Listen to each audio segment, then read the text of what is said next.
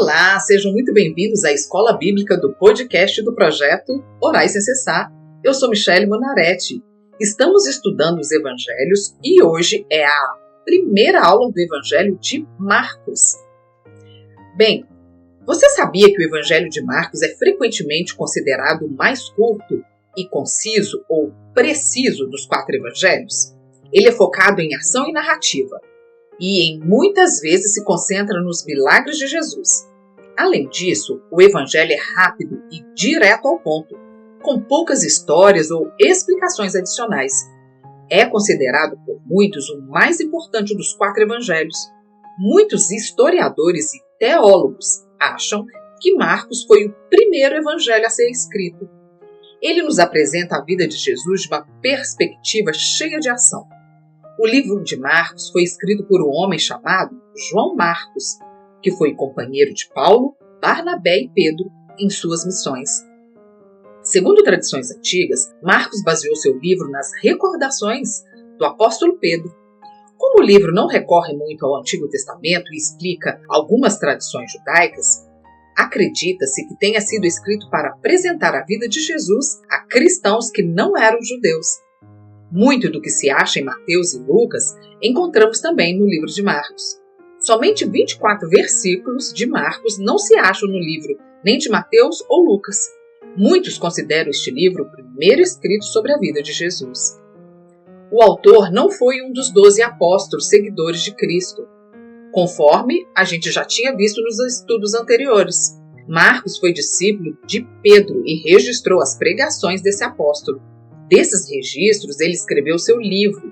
Dizem que foi escrito entre os anos de 61 a 67 d.C., antes da morte de Pedro no ano de 67 d.C. e antes da queda de Jerusalém, por volta do ano de 70 d.C. Segundo a história, o Evangelho de Marcos foi escrito em Roma. Marcos escreveu para os romanos, para cristãos que não eram judeus. Marcos desempenha um papel fundamental na narrativa do Evangelho, enfatizando a importância da fé e do discipulado. O autor mostra-nos Cristo com vários títulos salvíficos, como Filho de Deus, Messias e Senhor. Além disso, Marcos o descreve como perfeito servo de Deus, dedicado e fiel. Há poucas menções das leis e costumes judaicos. Marcos é considerado o mais cronológico dos evangelhos. O autor não inclui o nascimento e os primeiros anos de Cristo, e nada escreve acerca do ministério de João Batista. Começando com o batismo de João, ele acentua o poder do Espírito Santo, destaca os atos poderosos de Jesus, fala pouco sobre os discursos de Cristo, dá grande importância à última semana de Jesus, quando ele se preparou para a sua morte e ressurreição, demonstrando a sua vitória sobre a morte e a esperança para todos que creem nele e a comissão dele aos seus apóstolos. Bem, como eu já disse, o autor que estamos estudando é João Marcos. João é o seu nome judaico, Marcos é seu nome romano. Sua mãe chama-se Maria, de Jerusalém.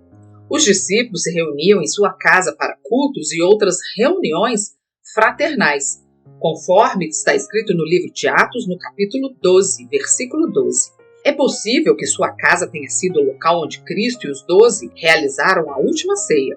Conforme Colossenses, no capítulo 4, versículo 10, Marcos era sobrinho de Barnabé.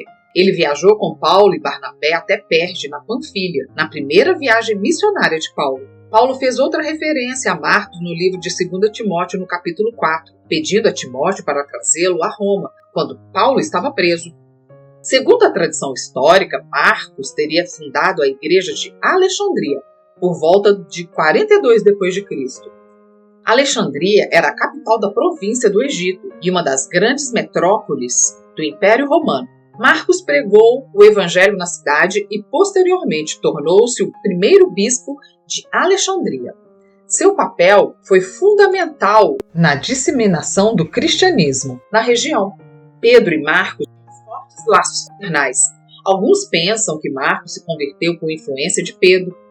Pedro foi um dos discípulos do círculo íntimo de Cristo. Ele não escreveu nenhum dos evangelhos, mas, através dos escritos de João Marcos, podemos ver algo de entusiasmo e das convicções cristãs do apóstolo que chegou a andar sobre o mar. Marcos vivia em Jerusalém, por isso é provável que ele tenha sido testemunha pessoal de muitos acontecimentos da vida de Cristo, especialmente os dos seus últimos dias. O Evangelho de Marcos narra o ministério de Jesus, desde o seu batismo por João Batista até a sua ascensão aos céus. A obra concentra-se particularmente na última semana da vida de Jesus, entre os capítulos 11 e 16. Sua narrativa rápida retrata Jesus como um homem de ação heróica. Isso é evidente mediante o vocábulo logo, que é usado mais de 40 vezes nesse Evangelho. Marcos apresenta Jesus como poderoso Filho de Deus, cujas palavras eram lei no reino natural e no sobrenatural. Mas também mostra Jesus como um humilde servo de Jeová, Salvador e Redentor dos homens. Nesse versículo temos o tema de Marcos. Jesus veio para servir e dar sua vida em resgate de muitos. O Evangelho de Marcos é um livro cronológico, livro em que os eventos nele registrados seguem uma certa ordem. Marcos não escreveu uma biografia ou história completa da vida de Cristo, mas destaca as fases principais em torno das quais ocorre o ministério de Jesus. Composto por 16 capítulos, ele pode ser dividido em 3 partes principais. Ministério de Jesus na Galileia. Marcos descreve as ações de Jesus durante seu ministério na região da Galileia, incluindo exorcismos, curas e ensinamentos. Outra parte importante foi a jornada de Jesus em direção a Jerusalém.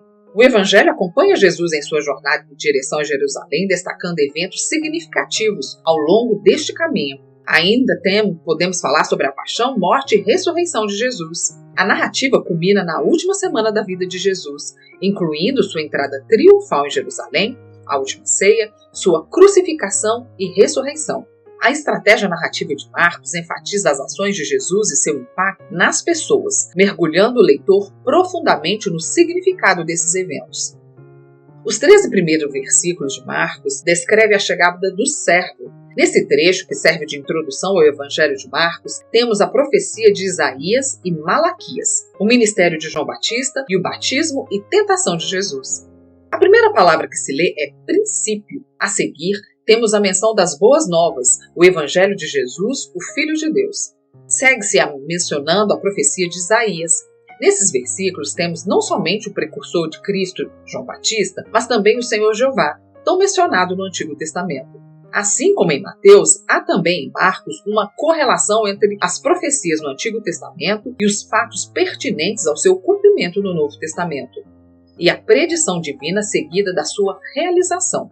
No versículo 5, notamos que toda a província da Judéia e todos os habitantes de Jerusalém, uma vez arrependidos, vieram ao Jordão para serem batizados por João. Diante da mensagem de João, queriam agora se preparar para a chegada do Messias. João Batista foi o primeiro profeta após 400 anos de silêncio. João dava testemunho, anunciando a preeminência de Jesus. Coube a João Batista a honra de batizar o Filho de Deus nas águas do Jordão. Porém, quando o servo chegou, muitos ainda depois de receberem o batismo de João, não queriam aceitar a salvação e o batismo de Jesus. No batismo de Jesus, podemos ver uma evidência da Trindade. Quando Jesus saiu da água, o Espírito Santo, em forma de pomba, desceu dos céus e de lá Deus o Pai falou: Tu és o meu Filho amado, em ti me comprazo.